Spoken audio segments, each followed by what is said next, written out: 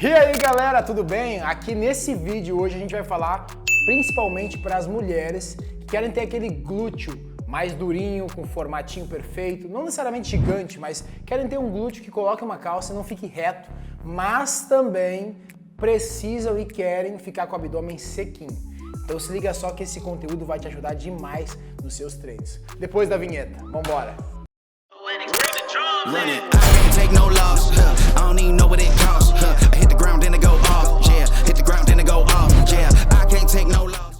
Ó, faz o seguinte, se você tá curtindo esse vídeo, já deixa um joinha aí para eu saber que esse vídeo está sendo útil para você, mas principalmente se inscreve no canal, ativa o sininho de notificações para ficar por dentro de tudo que eu venho postando aqui, para que você não perca os conteúdos e principalmente possa receber em primeira mão tudo que eu lanço aqui, tá bom? Vamos embora pro vídeo. Ó, se tem uma coisa que boa parte das mulheres falam, reclamam, é sobre glúteo e abdômen. São duas regiões que elas se preocupam demais e que geralmente elas pedem alguma dica, alguma orientação para como melhorar essas regiões.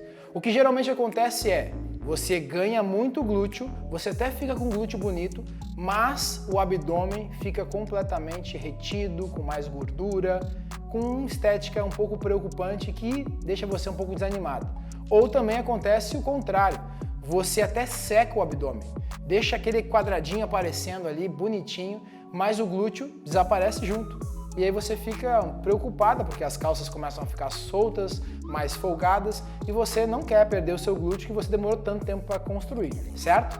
Então nesse vídeo a gente vai falar sobre algumas estratégias que você precisa, ó, presta atenção, precisa fazer para ter um bom desenvolvimento dos glúteos sem ganhar aquela barriguinha saliente. Vamos embora. A primeira coisa que você precisa entender é que o glúteo em si, o glúteo médio, o glúteo máximo, o glúteo mínimo, o complexo do glúteo ali, é uma musculatura que a gente classifica como fásica. O que é isso? Vamos explicar.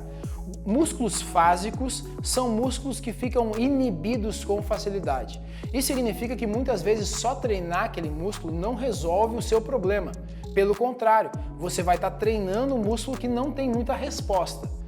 Em contrapartida aos músculos fásicos, existem os tônicos, que são músculos extremamente resistentes, extremamente fortes, que ficam encurtados com facilidade. Então a primeira coisa que você precisa fazer é uma avaliação para entender se você precisa aumentar a sua flexibilidade de alguns músculos. Eu vou estar colocando na tela para você aí alguns exercícios de flexibilidade que você pode estar fazendo para melhorar justamente a mobilidade do seu quadril, ativar mais o glúteo, se sentir melhor para poder treinar e não só melhorar o seu glúteo, também como evitar dores nas costas.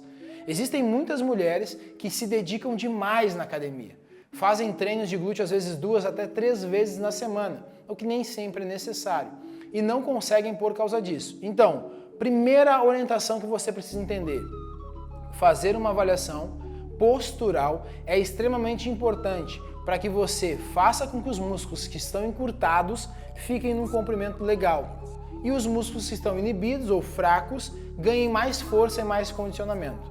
Se você consegue equilibrar esses dois lados, consegue gerar uma harmonia entre flexibilidade aí e também entre a força muscular, você consegue desenvolver o seu corpo com mais facilidade. Grave isso que eu vou te falar. Todo músculo que tem amplitude reduzida, todo músculo que está encurtado, ele não tem bom desenvolvimento. E ele, consequentemente, vai fazer com que você possivelmente tenha dores, tenha alguma lesão, sinta alguma coisa que não é normal sentir para quem tem uma boa flexibilidade. Então, você precisa focar na flexibilidade. Um ponto importante agora, depois que nós falamos sobre isso, é você entender o seguinte: o glúteo, ele é um músculo que vai precisar de estímulos diferentes. A gente sabe que tem uma briga aí entre posso fazer glúteo com caneleira, na roldana ou não posso, prefiro fazer mais agachamentos, né, e exercícios multiarticulares como agachamento, leg, levantamento terra. Todos esses exercícios são extremamente importantes. Mas se você quer ter um glúteo de respeito, um glúteo preenchido, nas laterais, redondinho, bonito, que tem um volume para trás também, que a gente chama de glúteo 3D, né? Porque ele tem as proporções. Você precisa ter uma alternância de exercício. Então você precisa estimular a sua musculatura com exercícios onde você consegue de fato carregar mais carga, que é o caso do agachamento livre, que é o caso dos afundos, da passada, né, do búlgaro, das suas variações, que é exercício como a elevação pélvica, elevação de quadril, mas você precisa utilizar exercícios como glúteo ostra, você precisa utilizar exercícios como glúteo na roldana, glúteo cross, talvez glúteo com caneleira, para ter estímulos que são mais focados, que você talvez não carrega tanta carga, mas que funcionam muito bem para lapidar essa região. Bom, Guilherme, mas tu falou sobre eu construir glúteo, né? E não construir aquela gordura abdominal. Como que eu fico com esse abdômen mais sequinho junto com o desenvolvimento do glúteo? Primeiro ponto, você precisa analisar em que estágio você está. Eu costumo classificar em 3 estágios qualquer tipo de mulher que chega até mim para fazer um trabalho dentro da consultoria de treinamento e nutrição. O que é? O estágio número 1 é uma pessoa que tem pouco desenvolvimento muscular. Tá? Pouco desenvolvimento muscular. É uma pessoa que a gente considera como falsa magra, que é uma pessoa que de roupa, todos dizem que ela é magra, mas quando essa pessoa fica sem roupa, vai para uma praia, coloca um biquíni, essa pessoa geralmente tem muita flacidez e pouca estética. Essa pessoa é o primeiro nível. Esse nível é uma pessoa que precisa ter uma dieta com uma condição hipocalórica. O que isso significa? Que é uma condição onde você come menos do que você precisa, tem um déficit calórico. Bom, legal, entendi isso. Segundo ponto, é uma pessoa que precisa treinar força, precisa fazer musculação e é uma pessoa que precisa ter uma dieta hiperproteica. Então ela vai comer menos do que precisa, ela vai ter uma dieta que é rica em proteínas e ela precisa fazer treino de força, musculação. Essa pessoa, ela vai conquistar mais massa muscular por natureza, porque ela não tem tanta condição de massa muscular. E mesmo ela comendo menos do que precisa, ela vai construir massa muscular enquanto que a gordura vai reduzindo. Ou seja, o glúteo vai melhorar enquanto que o abdômen vai secar. É a condição perfeita. Aumento do glúteo e o abdômen seca. Geralmente isso vai acontecer. Esse é o primeiro nível. Existe um segundo nível, que é uma mulher que tem muito desenvolvimento muscular, mas ela tem uma condição de gordura mais acentuada, ou seja, ela tem um percentual de gordura alto, certo? E ela precisa, nesse caso, seguir alguns passos. Primeiro passo, ela precisa introduzir atividades que aumentem o gasto calórico. Uma vez que ela já tem condição de massa muscular mais alta, ou seja, ela já deve treinar para ter essa condição de massa muscular, né? Uma vez que ela tem mais massa muscular, ela precisa aumentar o gasto calórico dela, certo? Isso pode ser feito através principalmente de exercícios aeróbicos. Então essa mulher ela tem já uma condição de glúteo legal, só que talvez aquele glúteo ainda está um pouquinho mais gordinho, o abdômen está um pouquinho mais saliente, ela tem um flanco ali, um culote, ela tem um desenvolvimento de gordura mais acentuado. Então essa pessoa ela precisa aumentar o gasto calórico. Então ela vai se envolver com atividades como, por exemplo, esteira, elíptico, bike, atividades que aumentem o gasto calórico dela. E em contrapartida é uma pessoa que vai precisar também gerar um déficit calórico. Só que preste atenção, vamos supor que essa mulher precise de 1.800 calorias. O indicado é que esse déficit calórico inicie de forma muito leve, 200 a 300 calorias de déficit. Ou seja, ela vai conseguir perder gordura e vai perder gordura de forma considerável, só que ela vai fazer isso de forma gradativa. Porque se ela for extremamente radical nessa atitude de querer comer pouco e fazer mais cardio, ela não só vai perder gordura, como vai perder toda a massa muscular que ela construiu. E imagina, onde é que vai ser? Do glúteo. Vai perder muito glúteo, vai ficar muito fininha, vai emagrecer bem, mas vai perder toda a estrutura de massa muscular que ela construiu. E existe um terceiro nível, que é uma pessoa que já passou da falsa magra, passou de uma pessoa que tem mais desenvolvimento de gordura, que é uma mulher que já tem um bom condicionamento, físico, então já tem um percentual de gordura que tá ok, que se sente bem com o seu corpo, que já tem um glúteo, que já tem um abdômen mais seco, mas essa mulher ela quer mais glúteo e ela quer deixar o abdômen mais seco. O que essa pessoa precisa fazer? Preste atenção. Existe um modelo de dieta, que é um dos modelos que você pode utilizar. não significa que é o melhor, não existe isso de melhor modelo, mas nesse caso é um modelo muito inteligente para você utilizar, que é uma dieta de ciclagem de carboidratos, onde você tem aí alguns dias com carboidrato mais alto e outros dias com carboidrato médio e outros dias com carboidrato muito mais baixo. Essa oscilação de carboidratos e, portanto, de calorias vai fazer com que essa mulher, que já tem níveis de treinamento intenso, que já faz bom cardio, que já tem um corpo mais, digamos assim, mais estético, mais robusto, já tem glúteo, já tem abdômen seco, consiga melhorar ainda mais a sua estética. E mexendo na estrutura de dieta dela, ela vai conseguir fazer com que o corpo melhore a sua condição de definição e ainda assim ela não perca massa muscular. Pelo contrário, ela se torne visualmente ainda melhor.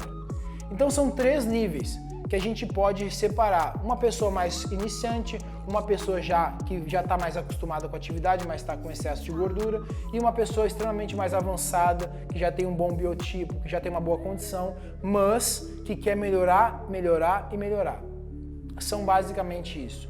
Se você entender esse cenário de melhorar a sua flexibilidade, se você entender esse cenário de entender o seu nível, chegou um outro momento de você partir para estratégias mais avançadas. E agora eu vou falar um pouco mais sobre estratégias de treinamento que você pode aplicar nos seus treinos. Quando você já conseguiu entender que está com uma boa flexibilidade, que já não tem músculos mais travando o seu movimento, nem o desenvolvimento dos seus glúteos, que você já está com uma dieta mais alinhada, de acordo com a sua condição física, você vai usar métodos específicos que são inclusive básicos, mas que muitas pessoas erram. Quais são esses métodos? Primeiro, vamos entender sobre uma variável, a variável do intervalo. É muito simples isso, mas as pessoas erram. Quanto menor é o seu intervalo na academia, na musculação, não significa que a sua intensidade de treino é maior. Pelo contrário, se você quer construir massa muscular robusta, né? Não aquele efeito de inchaço que depois no banho desaparece, mas quer construir um glúteo de verdade, com boa muscularidade, você precisa dar intervalos maiores. Quanto, Guilherme? Esses intervalos devem ser de pelo menos uns 2 minutos, podendo chegar até 5 minutos, mas eu te recomendo que 2 a 3 minutos está mais do que bom. Nossa, mas tanto assim, eu vou descansar muito. É exatamente isso. Toda vez que você tem uma boa recuperação entre as séries do treinamento, você consegue fazer com que carregue mais carga em todas as séries. E você não chega naquela fadiga, muito menos perde performance no treino. Então você consegue progredir em carga, o que dá mais estímulo, que por consequência aumenta o dano e gera hipertrofia com mais facilidade. Só que tem um detalhe, não só gera mais hipertrofia, como também altas cargas aumentam o seu gasto energético. Ou seja, você gasta mais calorias, você também tem um estresse maior porque está colocando mais carga, você recupera bem e constrói a massa muscular de uma forma mais acentuada. E quando você faz justamente o contrário, que muitas pessoas falam, né, de fazer intervalos curtos, quanto menor, melhor o intervalo, você dá um pump muito bom, aquele inchaço legal. Você olha no espelho e fica surpresa, você fica completamente suada. Só que depois que você sai da academia, você já sabe o efeito, né?